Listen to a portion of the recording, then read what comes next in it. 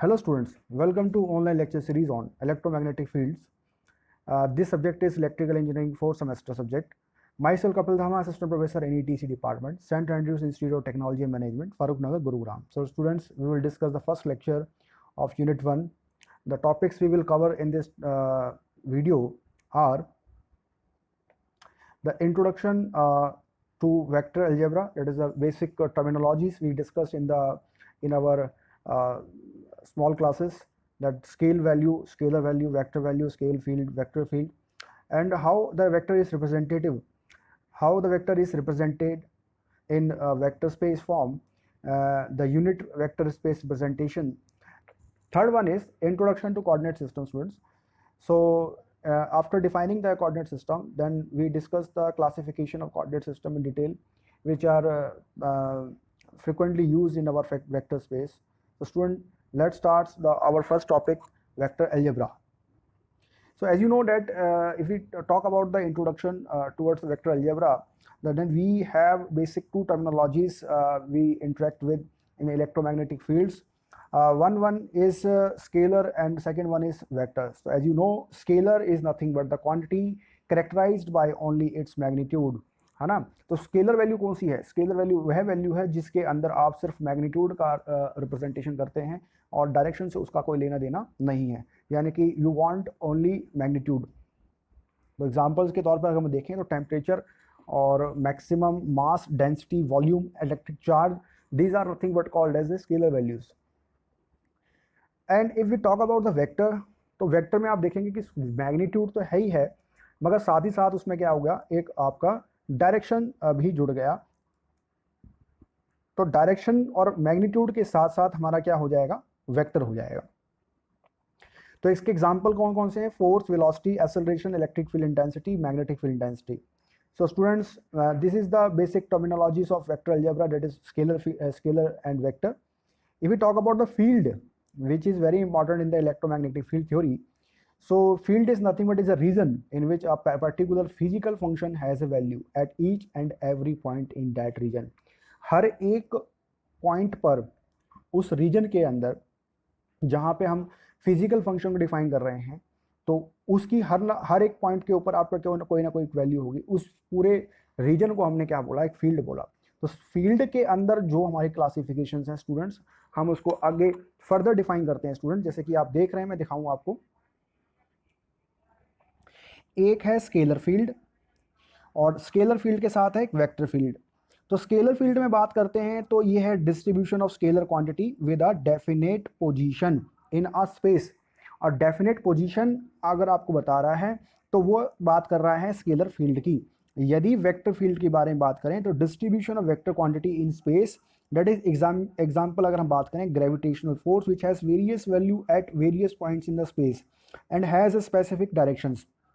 जैसे कि आप बात करें कि ये अर्थ है, तो अर्थ के इस जो इसके सरफेस है, तो सरफेस में जी की वैल्यू कुछ अलग होगी. जैसे कि आप बात कर रहे हैं कि अर्थ है, तो अर्थ के सरफेस के ऊपर ग्रेविटेशनल पुल जो होगा वो अलग होगा, सेंटर पे अलग होगा, और स्पेस में ग्रेविटेशन का जो वैल्यू होगा वो अलग होगा. तो depending upon that specific direction, the gravitational force has different values at different points. Okay students, so this is about the scalar field and vector field. So students, if we talk about the representation of a vector, so as you see in your earlier classes, how you represent the starting point and terminating point of a particular vector. जैसे कि आप देख रहे हैं कि मैं अगर किसी वेक्टर को अगर इस तरह से रिप्रेजेंट करूं, तो जो इसका स्टार्टिंग पॉइंट है that is representing by the dot, and when it terminates or when it reaches to the final destination, it is representing by the tail, terminating point. So straight line with arrow, vector is symbolically denoted by its OA vector, यानी कि O और A vector इसका representation हो जाएगा. तो point O जो है बच्चों, वो है क्या, इसका स्टार्टिंग पॉइंट, और जो A है वो है आपका टर्मिनेटिंग पॉइंट, एंडिंग पॉइंट जिसे हम कहते हैं. तो मैग्नीट्यूड की अगर बात करें तो मैग्नीट्यूड जो या लेंथ की बात करें किसी वेक्टर की, तो वो एरो इंडिकेट करता है डायरेक्शन ऑफ द वेक्टर, और length is called the magnitude which is the R. जिसे आप यहाँ देख रहे हैं, ये जो मैग्नीट्यूड मैंने लगाया हुआ है स्टूडेंट्स कि मॉड ऑफ आर, ये क्या सिंबल कर रहा है कि इस वेक्टर का जो मैग्नीट्यूड रिप्रेजेंटेशन है वो इस आर वैल्यू बताएगा, यानी लेंथ बताएगा। तो यानी कि वेक्टर ओ ए का जो मैग्नीट्यूड आर है वो उसकी लेंथ का डिस्क्रिप्शन देगा। आई होप कि स्टूडेंट आपको समझ में आया होगा। चलिए अगर बात करें स्टूडेंट, क्योंकि ओ ए वेक्टर जो है, जैसे कि मैं बताऊं आपको, जो ओ ए वेक्टर है अगर मैं उसका मैग्नीट्यूड ले रहा हूं तो ओ ए वेक्टर की वैल्यू क्या है, आर। तो इसका मतलब आपने आर को रिप्रेजेंटेशन कर दिया मैग्नीट्यूड में। तो it is distance between the starting point आपका क्या है ओ, और टर्मिनेटिंग पॉइंट क्या है ए। तो ये स्टार्टिंग पॉइंट और टर्मिनेटिंग पॉइंट के बीच का जो डिस्टेंस है उसको हम रिप्रेजेंट करते हैं ओ ए वेक्टर मैग्नीट्यूड से। अब बात करते हैं स्टूडेंट यूनिट वेक्टर क्या होता है। तो जैसे कि आपने पिछली क्लासेस से पढ़ा, जो आपने 11th-12th में देखा कि unit vector can be use to indicate the direction. तो यूनिट वेक्टर की जो सिग्निफिकेंस है स्टूडेंट्स, वो क्या है, किसी वेक्टर की डायरेक्शन को स्पेसिफाई करता है। Okay students, if we further discuss about the unit vector students, तो यूनिट वेक्टर में जैसे कि आप यहाँ देख रहे हैं, यहाँ पे जैसे कि अभी हमने पिछला डिस्कशन किया ये वाला पार्ट। अब magnitude of A unit vector हमेशा क्या रहता है, यूनिटी रहता है। तो वेक्टर ओ ए को हम रिप्रेजेंट करेंगे मैग्नीट्यूड आर से और डायरेक्शन उसकी स्पेसिफाई करेंगे with respect to unit vector. तो जब भी आपको किसी वेक्टर का रिप्रेजेंटेशन करना हो वो कुछ इस तरीके से डिफाइन होगा, यानी कि O A vector is nothing but O A magnitude into a vector of a O A vector. तो ये ओ ए मैग्नीट्यूड क्या है, आर है, जिसको आपने सिंबल लेंथ डिफाइन किया है। और ये जो a vector with respect to O A दिखा रखा है, तो ये क्या है, आपका direction specific of that O A vector है। तो a vector O A unit vector along the direction O A. ठीक है, तो ये जैसे कि यहाँ लिख रखा है कि magnitude of the unit vector is unity, तो देयरफॉर ए वेक्टर की वैल्यू मैग्नीट्यूड क्या आएगा, 1 आएगा। तो हम यूनिट वेक्टर का जो फॉर्मूला लिखा करते हैं स्टूडेंट, वो इस तरीके से लिखा करते हैं। क्योंकि आपने देखा स्टूडेंट कि जो मैग्नीट्यूड ऑफ ए वेक्टर 1 है, तो जाहिर सी बात है कि ए वेक्टर का वैल्यू क्या हो जाएगा, original vector divided by its magnitude O A. Okay students, now we talk about the concept of coordinate system, very important in the vector space when you talk about the electromagnetic fields concepts. So there is a need of coordinate systems to solve the complex problems. So we have generalized various coordinate system. Out of those coordinate system we use generally three type of coordinate system, as you see in the screen. That is the Cartesian or rectangular coordinate system, second one is the cylindrical coordinate system, third one is the spherical coordinate system. तो ये जो तीन coordinate system है students, हम अपने जो है इस सिलेबस इलेक्ट्रोमैग्नेटिक स्पेक्ट्रम में हम जनरली इन तीनों का डिस्क्रिप्शन देखेंगे। तो जैसे कि अगर हम कोऑर्डिनेट सिस्टम को थोड़ा सा आगे बढ़ाएं, तो सबसे पहले थोड़ा सा इंट्रोडक्शन हम और भी ले लेते हैं कुछ और चीज़ों बातों का जो हमने अपनी 11th-12th क्लासेस में देखा था। तो स्टूडेंट हमने ये देखा था कि ए पॉइंट और a vector can be represented in curvilinear coordinate system that be orthogonal और नॉन ऑर्थोगोनल। तो यहाँ लिख रखा है orthogonal and non orthogonal. Orthogonal माने परपेंडिकुलर टू ईच अदर, और नॉन ऑर्थोगोनल जो 90 डिग्री नहीं होगा, 90 डिग्री के अलावा। तो जैसे कि मैंने लिख रखा है कि an orthogonal system is one which the coordinate system are mutually perpendicular to the each other. तो जैसे कि आप देख रहे हैं कि अगर मैं इन तीन रिप्रेजेंटेशन में बात करूं कि ये x है, ये y है और एक z है, तो ये आपस में सारे के सारे क्या होंगे स्टूडेंट, 90 डिग्री आपस में एक दूसरे के म्यूचुअल परपेंडिकुलर होंगे। आगे कहता है स्टूडेंट कि no orthogonal coordinate system are possible, है ना, but their usage is very limited in practice, है ना। No orthogonal coordinate system are also possible. तो अगर मैं एक सपोज मान के चलूँ कि u एक कांस्टेंट है, v एक कांस्टेंट है, w एक कांस्टेंट है किसी कोऑर्डिनेट सिस्टम के अंदर, क्योंकि अब मैं x y z मान रहा हूँ तो मैंने लिख लिया u v w, आप कुछ भी ले लीजिएगा। हम a b c नहीं ले सकते क्योंकि हमने जो a small b and c है ये थोड़े से यूनिट वेक्टर्स के रिप्रेजेंटेशन में यूज काम आते हैं स्टूडेंट्स। तो जनरली हम ऐसे वेक्टर्स का रिप्रेजेंटेशन लें जो थोड़ा सा यूनिक और अलग हो। तो जैसे सपोज करो कि u और v और w अगर आपने कोऑर्डिनेट सिस्टम में रिप्रेजेंट किया कांस्टेंट्स को, द सरफेस में be curve surface in general, तो सपोज a भी द यूनिट वेक्टर, देखो मैं a लिखा रहा हूँ यहाँ पे, तो हम a दूसरा कुछ टर्म नहीं ले सकते, तो a आपका क्या हो गया, यूनिट वेक्टर हो गया थ्री कोऑर्डिनेट सिस्टम्स में, तो बेस वेक्टर्स बोलते हैं इनको, ठीक है। तो जनरली अगर आप right handed orthogonal combination system में बात करें तो जनरली हम देखते हैं कि ए यू इंटू ए वी, ये जो क्रॉस है ये क्रॉस प्रोडक्ट, तो ये क्या बन जाएगा थर्ड। जैसे कि मैं अगर बात करूं कि A x into A Y बन क्या जाएगा थर्ड ए जेड, फिर ए Y into a Z into क्या बन जाएगा ए एक्स बन जाएगा, तो ए जेड इंटू ए एक्स क्या बन जाएगा ए वाई बन जाएगा। तो ये वही चीज़ें हैं जो हमने अपनी प्रीवियस क्लासेस में छोटी क्लासेस में पढ़ा। साथ में हमने ये भी देखा student, the equations are not independent and specification of one will automatically imply the other. क्या मतलब है कि डॉट प्रोडक्ट आप सेम टू सेम करोगे, जैसे कि ए डॉट ए, तो उसका आंसर आपको हमेशा वन मिलेगा। बट अगर आप ये कहो कि A X dot A X है ना, same to same dot product करोगे तो आपको वन मिलेगा। अदरवाइज अगर A dot X dot A Y करोगे तो उसका आंसर क्या मिलेगा स्टूडेंट, आपको जीरो मिलेगा, मतलब ठीक है स्टूडेंट्स। तो ये जो है ऊपर वाली इक्वेशन जो है ये अदर वाली के लिए, यानी ए x into A Y into a Z into x, यानी कि dot product of other coordinate system का आंसर क्या है जीरो यूनिट वेक्टर के अंदर, और जबकि सेम टू सेम में आपको क्या मिलेगा वन मिलेगा। ओके स्टूडेंट्स, आई होप कि आप समझ पाए होंगे। There is a first coordinate system that is rectangular coordinate system, और जैसे ये रेक्टेंगुलर कोऑर्डिनेट सिस्टम की बात चल रही है तो यहाँ पे हमारे पास तीन ये कंसेप्ट आते हैं X Y and Z which are mutually perpendicular to each other. तो जैसे कि आप यहाँ देख रहे हैं मैंने 90 डिग्री इस तरीके से डिफाइन कर दिया। अभी ये एक्स है, ये जेड है, ये वाई है। तो इसका जो नेगेटिव वाला होगा वो कहाँ होगा, नीचे होगा माइनस जेड, और जो नेगेटिव एक्स होगा वो कहाँ होगा, इस तरफ होगा, तो माइनस एक्स हो जाएगा। और अगर मैं इसकी वाई की बात करूँ तो वाई नेगेटिव यहाँ होगा। तो इस तरीके से हमारा एक पूरा प्लेन बन जाता है।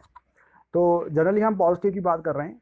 अब देखिए three axes intersect each other at a common point call origin of the system, यानी कि ये जो पॉइंट है जहाँ भी ये तीनों के तीनों आपस में क्या कर रहे हैं स्टूडेंट, इंटरसेक्ट कर रहे हैं 90 डिग्री पर, तो इसको मैंने ओ बोल लिया या कुछ भी बोलो ओरिजिन, हम जनरली ओ से ही डिफाइन करते हैं ओरिजिन। तो अब इसके अंदर जब आप रेक्टेंगुलर कोऑर्डिनेट सिस्टम की बात करेंगे तो टू टाइप्स ऑफ सिस्टम्स यहाँ जनरेट होगा, एक तो होगा राइट हैंडेड सिस्टम और एक होता है left handed system. Okay students, तो राइट हैंडेड सिस्टम और लेफ्ट हैंडेड सिस्टम का कंसेप्ट क्या है, जैसे आप यहाँ देख रहे हैं स्टूडेंट कि जो राइट हैंड में जो कोऑर्डिनेट की जो कंसेप्ट देख रहे हो आप, ये दिखा रहा हूँ मैं, जेड और दोनों में ही प्लेन में जेड सेम है। अगर मैं एक्स की बात करूँ तो एक्स यहाँ पर है लेफ्ट हैंड में, जबकि एक्स इधर है, वाई इधर है, ठीक है, ओरिजिन अपने वही स्थान पर है। तो जैसे स्क्रू में आप देख रहे हो कि जब आप राइट हैंडेड सिस्टम का काम कर रहे हो तो डायरेक्शन आप देख रहे हो स्क्रू की अपवर्ड डायरेक्शन में, है ना। और जब आप अपवर्ड डायरेक्शन का मतलब है कि ये इस तरह से घूमेगा, है ना, एंटी क्लॉकवाइज।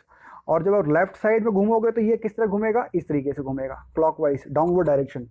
तो जैसे हम नट बोल्ट जब हम उसको टाइटन करते हैं लूज करते हैं तो ये उसकी डायरेक्शन को स्पेसिफाई कर रहा है। तो कार्टेशियन कोऑर्डिनेट में जनरली हम इन दोनों सिस्टम्स का यूज कर लिया करते हैं। Next is we discuss further about the right hand system and left hand system students. तो सबसे पहले हम राइट हैंड सिस्टम की बात देखते हैं कि राइट हैंडेड सिस्टम का कंसेप्ट क्या है। तो राइट हैंडेड सिस्टम में कहा गया कि यदि if X is rotated towards the Y axis, कहता है कि यदि आपने एक्स एक्सिस को वाई एक्सिस की तरफ रोटेट किया, है ना, तो राइट हैंडेड में क्या सीखा था हमने कि ये मेरा एक्स है और ये मेरा क्या है वाई है। तो मैं अगर मैं इसको इस तरीके से रोटेट करूं, है ना, ठीक है, एक बार दोबारा देख लेते हैं। तो स्टूडेंट्स आई होप कि आपको राइट हैंडेड सिस्टम और लेफ्ट हैंडेड सिस्टम का कंसेप्ट समझ में आया होगा। थोड़ा सा इसके बारे में और डिस्कशन कर लेते हैं। तो चलिए दोस्तों क्या करते हैं, तो चलिए स्टूडेंट देखते हैं कि क्या है इसमें कंसेप्ट। तो ये देखिए ये डिस्क्रिप्शन है राइट हैंडेड सिस्टम में। तो ये कहता है कि यदि वाई एक्सिस को रोटेट किया towards Y axis, right handed system की बात हो रही है स्टूडेंट। तो राइट हैंडेड सिस्टम ये वाला जो हमारे लेफ्ट साइड में है, तो एक्स को यदि मैं वाई की तरफ रोटेट कर रहा हूँ यानी कि एंटी क्लॉकवाइज जा रहा हूँ, तो क्या होगा, through a smaller angle than this rotation causes an upward movement. तो जैसे कि आप देख भी रहे हैं कि इस डायरेक्शन में अपवर्ड की डायरेक्शन को डिफाइन किया गया है। राइट हैंडेड सिस्टम में जब आप एक्स को वाई की तरफ रोटेट कर रहे हो, ओरिजिन अपने स्थान पे सेम है, बट आप क्या कर रहे हो, ओरिजिन को रेफरेंस मानकर आप अपनी बॉडी को यानी ऑब्जेक्ट को क्या कर रहे हो, रोटेट कर रहे हो। तो एक्स वाला जो पोजीशन है जब वाई की पोजीशन की तरफ जाएगा, तो इसका मतलब है कि ये राइट हैंडेड सिस्टम के अकॉर्डिंग ये अपवर्ड डायरेक्शन है। ओके स्टूडेंट, तो right handed screw in the z axis direction. So in this system, if right handed system is used, then thumb indicates x. तो राइट हैंडेड सिस्टम में जो x axis है वो आपका thumb को represent करता है, और the four finger indicates your y axis and middle finger indicates your z axis. So even your in smaller classes you use the right hand rule and left hand thumb rule. ये वही concept यहाँ पे concept use हो रहा है कि thumb को हमने एक्स एक्सिस माना है, फोर फिंगर को यानी कि मिडल वाली फिंगर को वाई एक्सिस माना है, और जो आपकी मिडल फिंगर है वो आपकी इसमें क्या है स्टूडेंट, जेड एक्सिस है। तो when three fingers are held mutually perpendicular to each other, तो जैसे कि आप देखते हैं वो आपको क्या मिलेगा, राइट हैंडेड सिस्टम का कंसेप्ट यहाँ पे आपको देखने को मिलेगा in the upward direction. Okay students,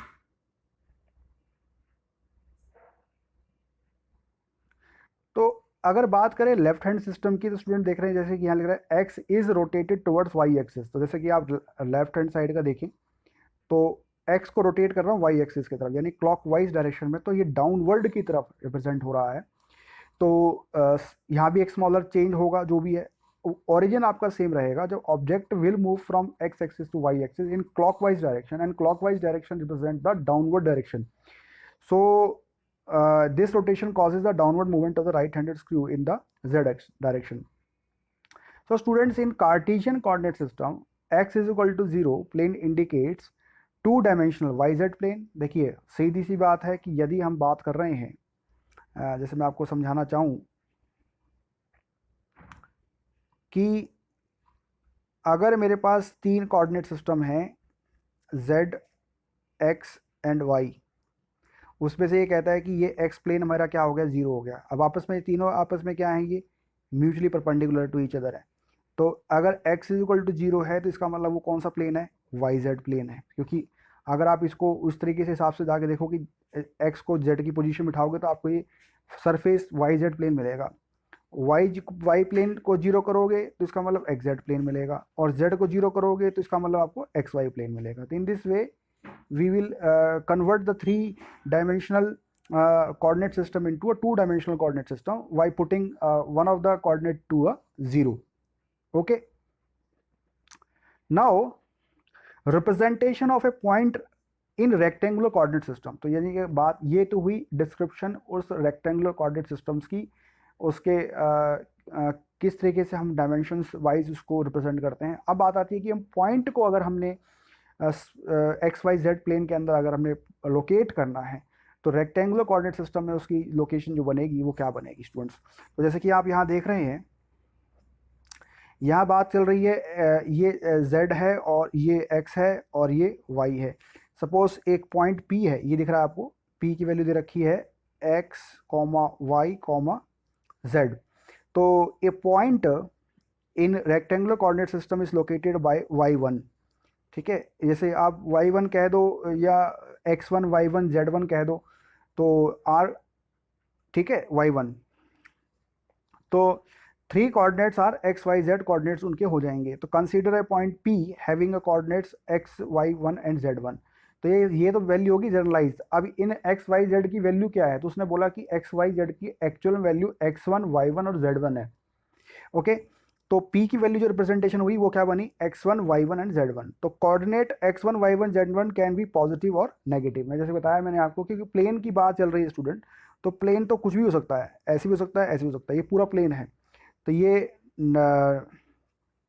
negative Y हो गया, ये पॉजिटिव वाई हो गया, ये पॉजिटिव जेड हो गया, ये नेगेटिव जेड हो गया, ये पॉजिटिव एक्स हो गया, ये नेगेटिव एक्स हो गया। तो पूरा प्लेन घिरा हुआ है, और ज़रूरी नहीं है कि वो पॉजिटिव एक्स या पॉजिटिव वाई पॉजिटिव जेड में, it can be negative also. तो students, this is the point location of a particular point P which has value x1, y1 and z1. Now if we talk about the base vectors, ठीक है ना, तो जैसा हमने अभी बात किया कि बेस वेक्टर एक्चुअल में क्या है, तो बेस वेक्टर एक्चुअल में आपके यूनिट वेक्टर्स हैं। क्या हैं? Unit vectors. तो यूनिट वेक्टर्स क्या हैं आपके स्टूडेंट्स? बेस वेक्टर्स हैं। तो base vectors are the unit vectors oriented in X Y Z axis of the system. तो जैसे कि अगर मैं बात करूं 0 से लेकर x की तरफ, तो ये क्या है? ए एक्स दे रखा है ना, ए एक्स और ये वेक्टर है ना। इसी तरीके से अगर मैं ओ वाई की बात करूं तो यहाँ रिप्रेजेंट क्या दे रखा है? A Y. और z की रिस्पेक्ट में बात करें तो क्या लिख रखा है? A Z vector. तो these are nothing but called as a unit vector of that point in a coordinate system. So students, ax, ay, and z are the base vectors of any point located in a Cartesian coordinate system. तो unit vectors indicated the direction of coordinates axis, X axis, Y axis and Z axis. जैसे कि मैं बता ही रहा हूँ कि जब आप 0 से x की तरफ चलेंगे तो कौन लोकेट करेगा? ए एक्स डिफाइन करेगा। 0 से y करेगा तो कौन करेगा? ए वाई करेगा। 0 से z की तरफ चलोगे तो कौन लोकेट करेगा? ए जेड करेगा। तो in rectangular coordinate system base vector A X, A Y, A Z indicate the direction of the coordinate axis. भाई किस डायरेक्शन में लोकेट हो रहा है। Okay students, so this is about the base vector and the representation of a point in the Cartesian coordinate. If we talk about the position vector, है ना, तो position vector क्या है? देखो, तो position vector क्या है?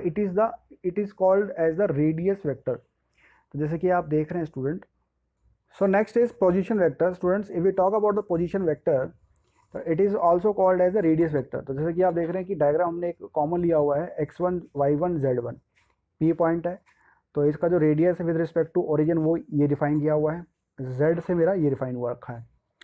तो ये मेरा क्यूबिकल फॉर्म के स्ट्रक्चर बन गया। और यदि मैं बात करूं कि ये इस पोजीशन x1 की ये पॉइंट लोकेट कर रहा है p का, ये वाला पॉइंट y का ये रिप्रेजेंट कर रहा है, z1 का ये रिप्रेजेंट कर रहा है। तो पोजीशन वेक्टर ये जो आपका 0 से लेकर o से लेकर जो p तक गया हुआ है, this is nothing but called as a position vector. तो in Cartesian coordinate system consider a point p x1 y1 z1 at point p has coordinate x1 y1 and z1। जैसे हम डिस्कशन कर ही रहे थे, तो अगर हम मोटा मोटी बात करें तो इसमें जो तो अगर हम इसके अंदर अगर हम इसमें बात करें स्टूडेंट की पोजीशन वेक्टर है क्या, तो आप देख सकते हो कि सीधा सीधा इसमें OP को ही डिफाइन कर रखा है कि ये पोजीशन वेक्टर है इस p point x1 y1 z1 का। नेक्स्ट इज स्टूडेंट कि अगर हम पोजीशन वेक्टर और फर्दर क्लासीफाई करते हैं, तो पोजीशन वेक्टर की जो कोऑर्डिनेट सिस्टम में रिप्रेजेंटेशन है, तो उसको हमने रिफाइन किया। जैसे कि मैं बता रहा था आपको कि अगर ये पॉइंट P है और ये पॉइंट O है और ये यहाँ तक है, तो मैंने इसको लिख दिया रेडियस, क्योंकि रेडियस बोला हमने इसको, radius of the position vector OP। तो ये मैं लिख दिया O और P, O और P। ठीक है स्टूडेंट, तो ये वही बात बन गई। देखो x1 यानी कि magnitude and the direction, y1 and the direction, z1 and the direction. तो represented as a directed form from origin to the point P। तो O से P की तरफ जो पॉइंट डायरेक्शन हो रहा है उसको ही हमने क्या बोला है? पोजीशन वेक्टर बोला है student. Okay, now Cartesian rectangular coordinate system है ना। तो अब मैग्नीट्यूड अगर बात करें तो सिंपल उसका क्या है? मॉड ले ली। मॉड ले लेंगे तो क्या होगा कि हम x1 का स्क्वायर, y1 का स्क्वायर, z1 का स्क्वायर हमने ये कर दिया, तो हमारे को क्या मिला? ये वाला फॉर्मूला मिल गया। ओके स्टूडेंट्स, तो जैसे एग्जांपल के तौर पर अगर मैं बात करूं कि एक पॉइंट P है जिसकी वैल्यू कुछ इस तरीके से दे रखी है, ये दे रखी है जो है ना, ये वाला मैं आपको दिखाऊं, दिस वाली वैल्यू। तो x1 y1 की वैल्यू दे रखी है y1 2 एंड 3। ठीक है, तो आप देखा कि जो radius of the position vector है तो वो क्या है? ROP is equal to this value. तो 1 का स्क्वायर प्लस 2 का स्क्वायर प्लस 3 का स्क्वायर, तो 1 प्लस 4 प्लस 9 कितना आ गया? √14 आ गया। तो √14 इज द आंसर। तो √14 is the magnitude value of the position vector OP। Okay students, if we talk about the distance vector students, तो डिस्टेंस वेक्टर क्या हुआ? तो देखो, तो जैसे कि हम बात कर रहे हैं वो पोजीशन वेक्टर्स में आप कंफ्यूज ना हो और ये डिस्टेंस वेक्टर में कंफ्यूज ना हो। देखो, अगर मैं O को P से डिफाइन करता हूँ तो ये तो हुआ मेरा पोजीशन वेक्टर। अगर मैं किसी दूसरे पॉइंट के साथ लोकेट करता हूँ तो ये है मेरा डिस्टेंस वेक्टर। तो सपोज करो कि P की जो कोऑर्डिनेट सिस्टम्स हैं वो हम डिफाइन कर रहे हैं x1 y1 z1, जबकि हम Q को डिफाइन कर रहे हैं x2 y2 z2। तो P Q is the distance vector. तो position vector of point P is represented by the distance of the point P from the position, जैसे मैं बता ही रहा था आपको। तो position vector of the point are P and Q. तो देखो अगर पोजीशन वेक्टर दो करूँ, दो पोजीशन वेक्टर बन सकते हैं, एक तो ओ क्यू की तरफ और एक ओपी की तरफ। बट अगर डिस्टेंस की वेक्टर की बात करें तो सिर्फ मेरे पास डिस्टेंस कौन कौन सा है, दो ही है। ओके स्टूडेंट्स, तो 2 points in A Cartesian rectangle coordinate system P and Q with the coordinates x1 y1 z1 and x2 y2 z2 ये रिप्रेजेंट कर रहे हैं। तो ये क्या बनेगा देखो, तो जैसे कि आप देख रहे हैं स्टूडेंट कि अगर हम थोड़ा सा इसको और सॉल्व करने की कोशिश करें, जैसे कि आप देख रहे हैं, तो ये है मेरे पास p की वैल्यू और ये मेरे पास q की वैल्यू है। तो डिस्टेंस वेक्टर पी क्यू की वैल्यू कहाँ से निकालते हैं, देखो अगर ये p है और ये q है तो हम इसको इसमें से माइनस करेंगे। तो यानी कि अगर इसका फर्स्ट कोऑर्डिनेट है x2 और इसका है x1, तो हम माइनस करेंगे x2 minus x1। Similarly y2 minus y1, similarly z2 minus z1। तो वो जो x2 माइनस x1 है that will give the magnitude of the distance vector, resultant vector pq, y2 minus y1 and z2 minus z1 and ax। But obvious सी बात है ये मेरे क्या है, उस तीनों कोऑर्डिनेट सिस्टम में डायरेक्शन स्पेसिफिक हैं। तो as in the case we discuss in the position vector की हम मैग्नीट्यूड निकालना चाहें तो पी क्यू का मॉड ले लेते थे, यहाँ भी यही करेंगे, पी क्यू का मॉड यानी डिस्टेंस वेक्टर का मॉड लेंगे तो क्या होगा, x2 माइनस x1 का whole square plus y2 minus y1 का whole square plus z2 minus z1 का होल स्क्वायर। तो इस तरीके से आप तीनों जो है कंपोनेंट, जो मैग्नीट्यूड कंपोनेंट्स है उनका स्क्वायर लेंगे और अंडर रूट लेंगे तो आपका आंसर यहाँ पे निकल के आ जाएगा। अगर बात करें इसके unit vector along P Q की, तो इसका जो यूनिट वेक्टर होगा तो वो क्या होगा, देखिए नॉर्मल ओ ए वेक्टर हमने क्या निकाला था, तो ओ ए वेक्टर ओ पी की वैल्यू निकाली थी given vector divided by the magnitude. यही यहाँ भी यही होगा, distance vector divide by its magnitude. तो सिंपल है। तो ये सब बेसिक्स हमने 11-12 क्लास में पढ़ रखे हैं स्टूडेंट्स। तो बस ये है कि इलेक्ट्रोमैग्नेटिक स्पेक्ट्रम में इनका यूज होगा और हम इसको रिवाइज भी कर रहे हैं और देख भी रहे हैं कि ये कैसे बनते हैं। Now we discuss the various terminologies in till now, position vector, distance vector, Cartesian में पॉइंट को कैसे लोकेट करते हैं, मैग्नीट्यूड कैसे निकालते हैं, डिस्टेंस वेक्टर या पोजीशन वेक्टर का मैग्नीट्यूड कैसे निकालते हैं along the in a particular direction, और उसकी डायरेक्शन स्पेसिफिक ले लिया या यूनिट वेक्टर निकाल लिया। अब बात करते हैं differential elements in Cartesian coordinate system. तो differential elements in Cartesian coordinate system में स्टूडेंट्स जैसे कि आप बात कर रहे हैं, तो यहाँ पे डिफरेंशियल, तो यानी कि ये छोटा सा पॉइंट है, जैसे कि आप देखेंगे कि ये डी जेड बात कर रहा है डी वाई डी एक्स, यानी कि infinitesimally very small value of X Y and Z, D Y D Z D X. तो in rectangular coordinate system consider a point P X Y Z. तो P X Y Z की value आपने निकाली।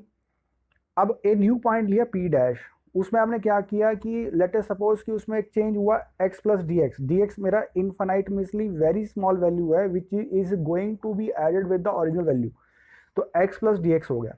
तो similarly y plus d x हो गया, similarly z plus D z हो गया। आप ये भी कह सकते हो कि सपोज करो कि मेरा वैल्यू जो पोजिशन थी p की वो अगर मैं अंडरस्टैंड करूँ तो वो है 1 to 1 है ना, मगर अब वो वैल्यू जो होगी ना, अब उसको थोड़ा सा चेंज करें तो वो वैल्यू होगी 1.1, 2.0, 1.9 ऐसा हो गया। तो आप जो 1.1 देख रहे हो स्टूडेंट, तो 0.1 is nothing but as the d x, and 2.1 जो आप देख रहे हैं वो that is d y, and 1.9 में 0.9 जो आप देख रहे हो that is representing as d Z.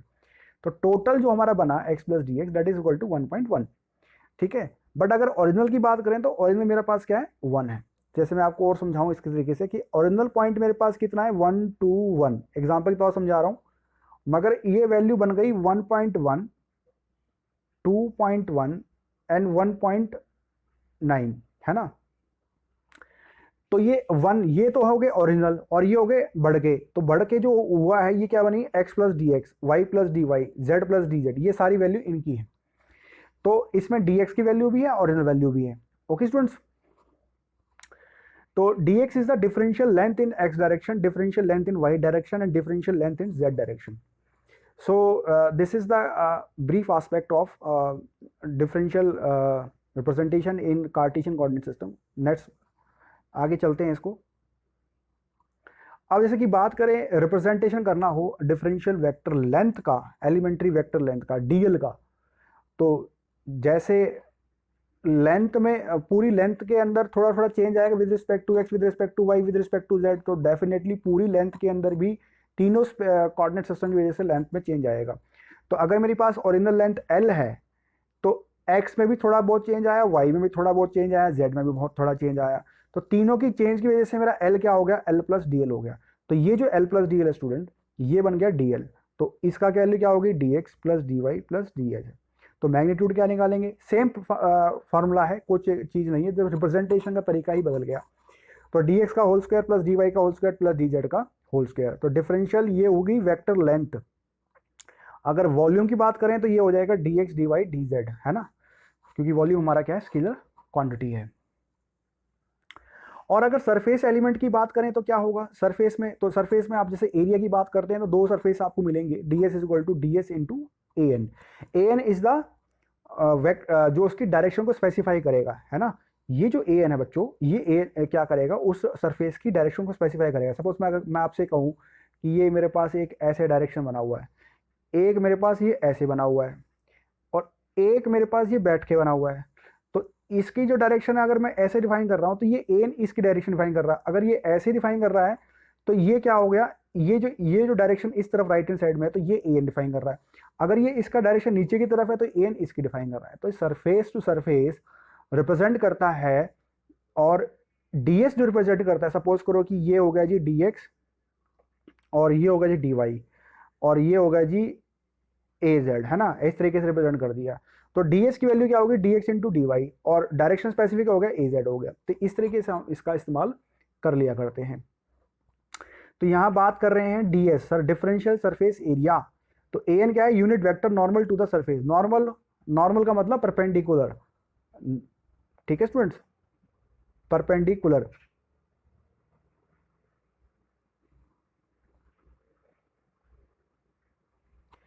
अब बात करते हैं कि differential vector surface area to the x direction. X direction में क्या होगा, देखो जब एक्स डायरेक्शन की बात कर रहा है तो आपका डायरेक्शन स्पेसिफिक क्या होगा, ए एक्स होगा, डी वाई डी जेड होगा।